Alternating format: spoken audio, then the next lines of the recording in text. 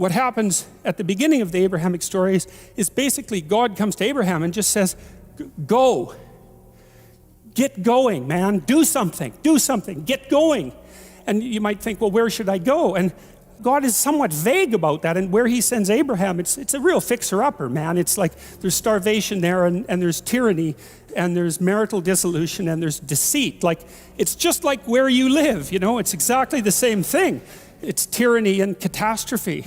So that's the tyrannical great father, because Abraham ends up having to sojourn in Egypt, and there's a famine, and so Mother Nature is on the rampage, and Abraham lies about his wife, as we'll see. And so it's the world. It's tyranny and vulnerability and deceit. And yet God says, go, because if you do go, then you'll become a father of nations. And you think, well, again, that's pretty good news, although it's strange, because you'd expect that if God chose Abraham, then he'd send him immediately to the land of milk and honey. And that isn't what happens at all. It doesn't happen at all. And Abraham never gets there. But his mission is still regarded as divine. And thank God for that, because that's what your mission will be, because that's what you will encounter in your life. Those are the archetypal things everyone encounters. The tyranny of the social structure, and the rapaciousness of nature, and the deceitful quality of the human psyche. It's like, that's the world. Now, that's a negative view in some sense, but it's positive in the story, because what it basically says is something that's akin to the Sermon on the Mount, which is that if you're aligned with God, and you pay attention to the divine injunction, then you can operate in the midst of chaos and tyranny and deception and flourish. And you could hardly hope to have a better piece of news than that, given that that's exactly where you are.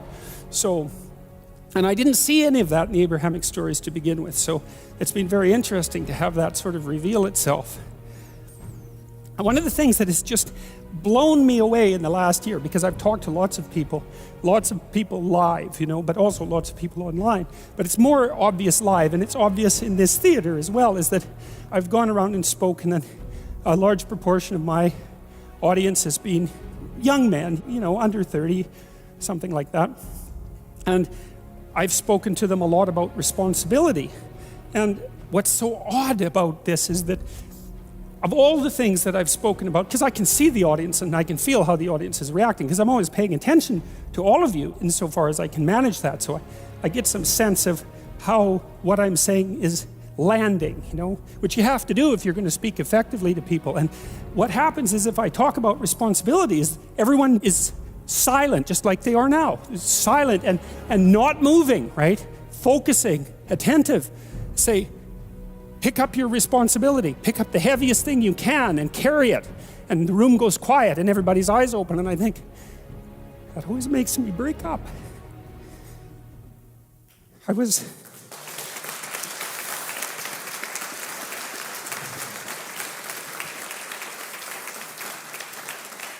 don't know why. I was speaking to an English journalist today who was going to write an article in Spectator magazine, and I was talking about this, and at the same point in the discussion, I had the same emotional reaction. I don't really understand it.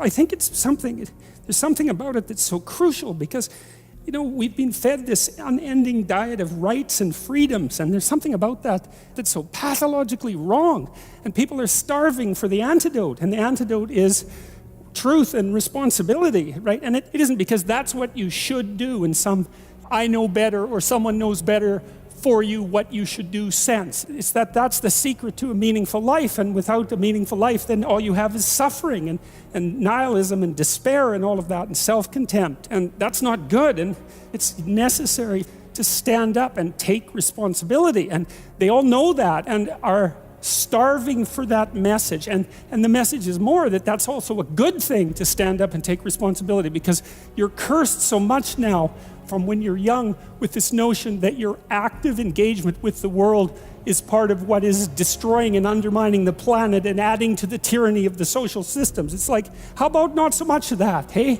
Because it's too soul-deadening. It's anti-human right to the core. And my sense instead is that, if you were able to reveal the best of yourself to you in the world, that you would be an overwhelming force for good, and that whatever errors might be made along the way would wash out in the works. And that's the other thing that you see in the Abrahamic stories, because Abraham is not a perfect person, by any stretch of the imagination. He's a real person, and he makes mistakes, but it doesn't matter. The overarching narrative is maintain your covenant with God, and despite your inadequacies, then not only will you prevail, but your descendants will prevail. It's like, great, that's really good news, you know? So it's been really something to see that in the stories.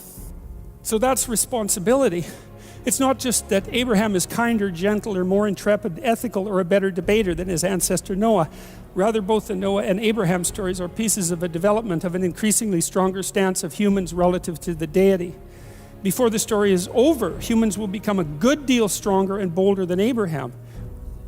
See, what happens as the story progresses is that Abraham and Sarah are eventually granted a son, but it's way late in the story, and they're very, very old by the time it happens. And of course, you're not going to be a father of nations without having a child. And so the writers are attempting to make the case that if you forthrightly pursue that which God directs you to pursue, let's say, that all things are possible. That's the idea in the narrative. And you might say that's naive, and it's not. You think it when you're naive, right? And then you dispense with that idea. And then when you stop being the sort of person who dispenses with ideas, then you come to another place. And that's the place where you think you have no idea what might be possible for you if you got things together and pursued what you should pursue. You don't know how much what's impossible to you right now would become possible under those conditions. It's an unknown phenomena. And like, I've watched people who've put themselves together across time, incrementally and continually, and they become capable of things that are not only jaw-droppingly amazing, but also sometimes metaphysically impossible to understand. And so we don't know the limits of human endeavor. We truly don't.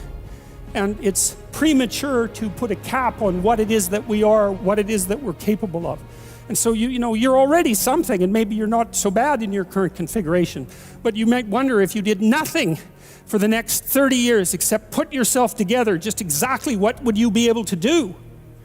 And you might think, well, that's worth finding out. But of course, that's the adoption of responsibility. And one thing I've also learned over the years, because I've been curious about this battle between meaning and nihilism, and I could see for a long while the rationale in nihilism and the power of the nihilistic argument.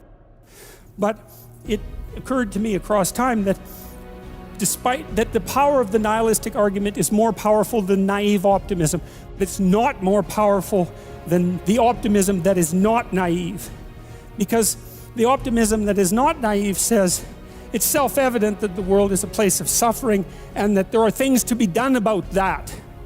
And it's self-evident that people are flawed and that there's things to be done about that. And then the non-naive optimist says the suffering could be reduced and the insufficiency could be overcome if people oriented themselves properly and did what they were capable of doing. And I do not believe that that's deniable.